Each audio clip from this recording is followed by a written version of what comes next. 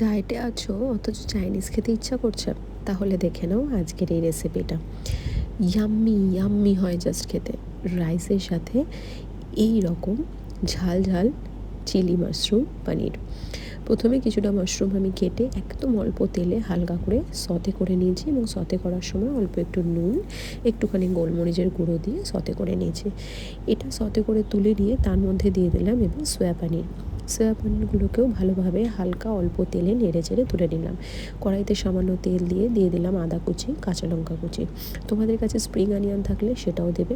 হালকা ভেজে নিয়ে তার মধ্যে দিয়ে দিলাম রসুন কুচি দিয়ে এবার পেঁয়াজ এবং ক্যাপসিকাম দিয়ে খুব ভালোভাবে নাড়াচাড়া করব। তার মধ্যে দিয়ে দেবো একটুখানি নুন, একটুখানি গোলমরিচের গুঁড়ো দিয়ে খুব ভালোভাবে হালকা সতে করে নেব।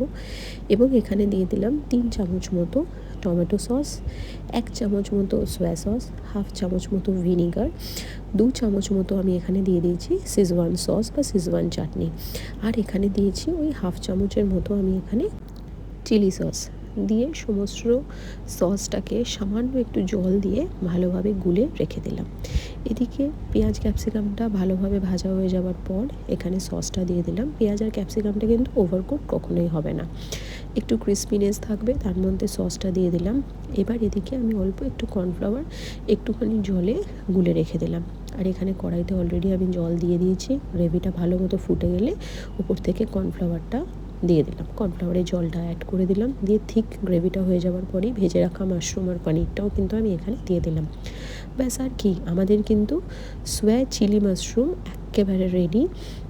আগের দিন আমি বেঙ্গলি স্টাইলে একটা ফ্রায়েড রাইস করেছিলাম, তার সাথে এটা সার্ভ করলাম। উপর থেকে দিয়ে দিলাম অল্প একটুখানি সাদা তিল।